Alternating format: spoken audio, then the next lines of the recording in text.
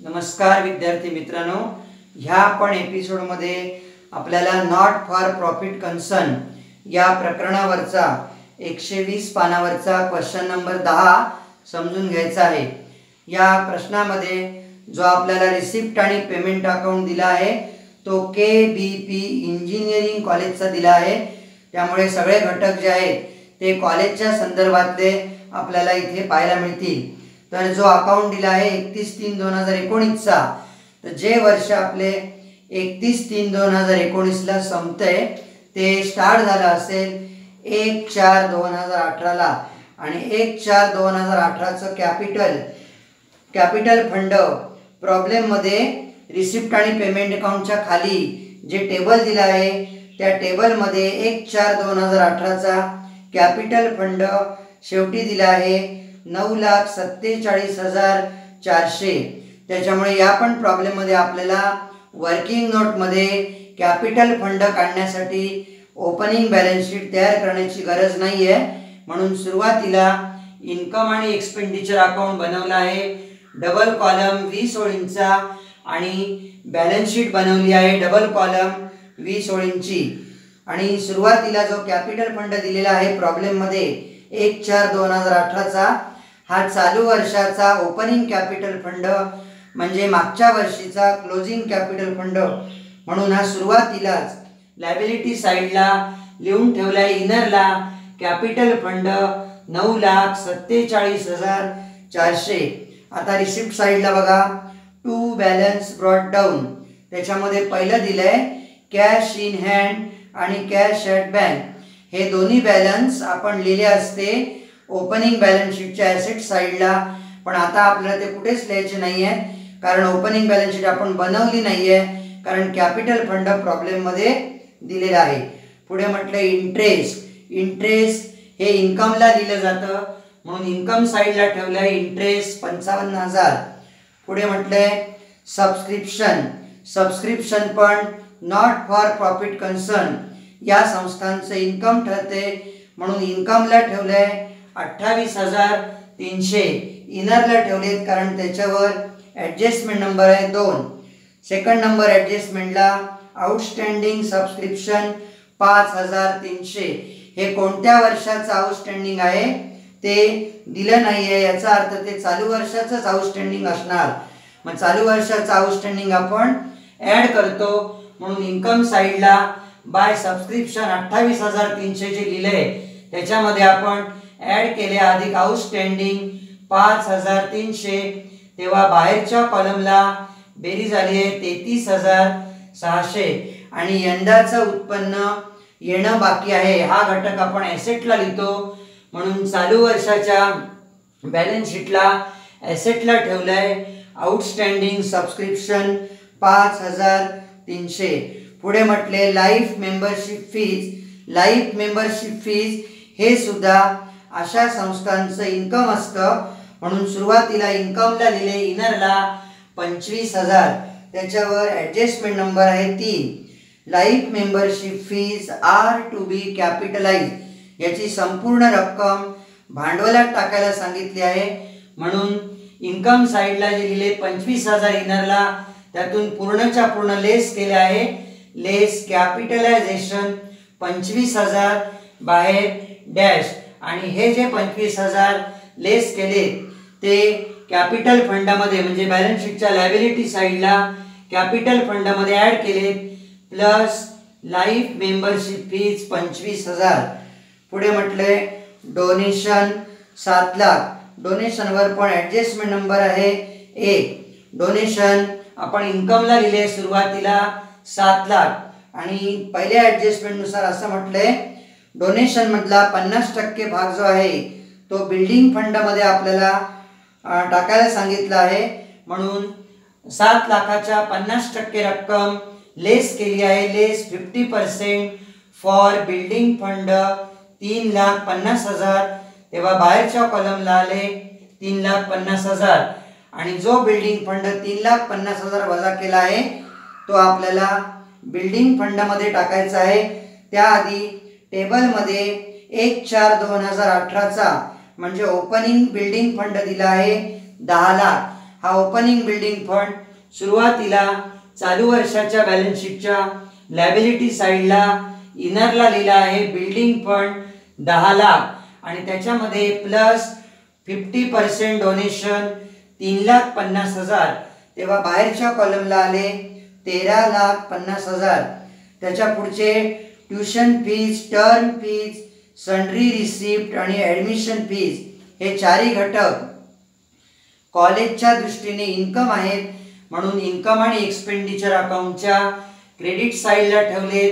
Direct बाहेरच्या कॉलममध्ये payment side बघा. आता सॅलरीज टू टीचिंग स्टाफ आणि इलेक्ट्रिसिटी चार्जेस हे दोन्ही खर्च आहेत. मग खर्च आपण लिहितो इन्कम आणि एक्सपेंडिचर अकाउंटच्या एक्सपेंडिचर साईडला डायरेक्ट बाहेरच्या कॉलमला दिले आहेत. पुढे म्हटले बुक्स.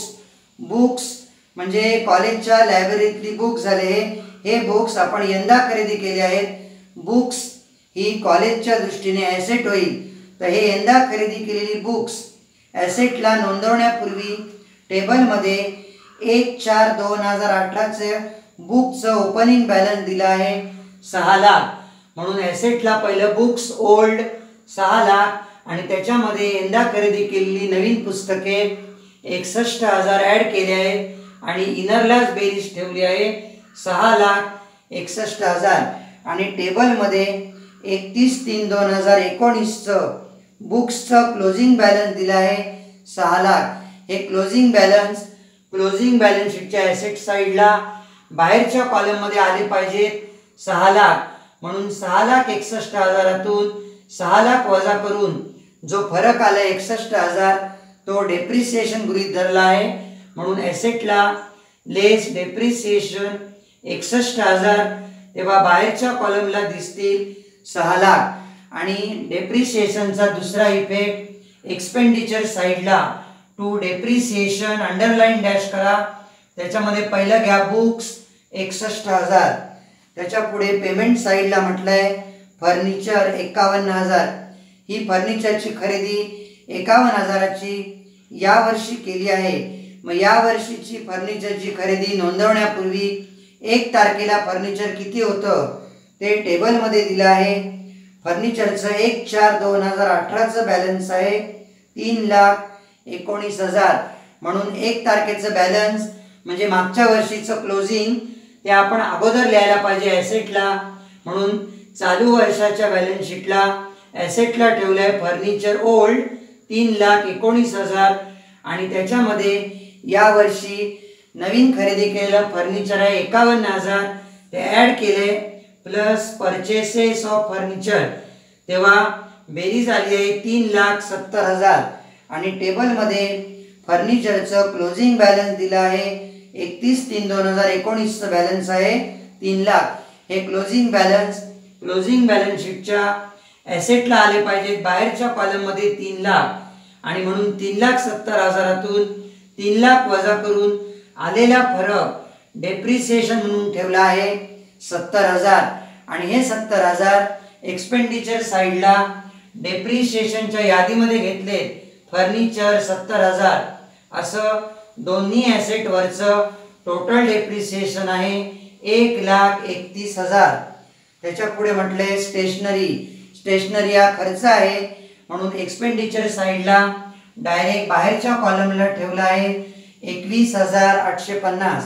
त्याच्या पुढे म्हटले फिक्स डिपॉझिटला कंसामध्ये तारीख दिली आहे 31/3/2019 म्हणजे यावर्षी वर्षाच्या शेवटी आपण रक्कम फिक्स डिपॉझिटला टाकली आहे बँकेमध्ये, तर ते ॲसेट आहे. ही ॲसेट नोंदवण्यापूर्वी टेबलमध्ये 1/4/2018 फिक्स डिपॉझिटचं ओपनिंग बॅलन्स दिला आहे 9,10,000. तर हे ओपनिंग बॅलन्स चालू वर्षाच्या बॅलन्स शीटला अगोदर ॲसेटला लिहायला पाहिजे. फिक्स डिपॉझिट ओल्ड 9,10,000 आणि त्याच्यामध्ये यंदा टाकलेली फिक्स डिपॉझिटला टाकलेली रक्कम आहे 8,50,000 ती ॲड केली आहे प्लस फिक्स डिपॉझिट न्यू 8,50,000 असं यावर्षी एंडिंगला टोटल फिक्स डिपॉझिट झाले 17,50,000. त्याच्या पुढे शेवटी म्हटलंय by balance carry down. Cash in hand आणि कॅश ॲट बँक हे या वर्षीचे क्लोजिंग बॅलन्स आहेत. म्हणून या वर्षीच्या क्लोजिंग बॅलन्स शीटला ॲसेटला ठेवले दोन्ही घटक डायरेक्ट बाहेरच्या कॉलममध्ये. त्याच्यानंतर इन्कम साईडची बेरीज केली आहे 19,37,400 ती दोन्ही साईडला मांडली आहे. या पण प्रॉब्लेममध्ये खर्चापेक्षा उत्पन्न जास्त आलं आहे म्हणून डेबिट साईडला फरक आला आहे. त्याला नाव दिले सरप्लस, कंसात दिले excess of income over expenditure 5,59,550. Surplus आपण कॅपिटल फंडमध्ये ॲड करतो म्हणून बॅलन्स शीटच्या लायबिलिटी साईडला कॅपिटल फंडमध्ये ॲड केला आहे सरप्लस 5,59,550 आणि या तीन अमाऊंटची बेरीज बाहेरच्या कॉलमला ठेवली आहे 15,31,950 आणि बॅलन्स शीटची टोटल आली आहे 28,81,950. या प्रॉब्लेमच्या संदर्भात जे काही कठीण वाटत होतं त्याचं मराठी विश्लेषण इथे प्रॉब्लेमच्या खाली दिलेलं आहे.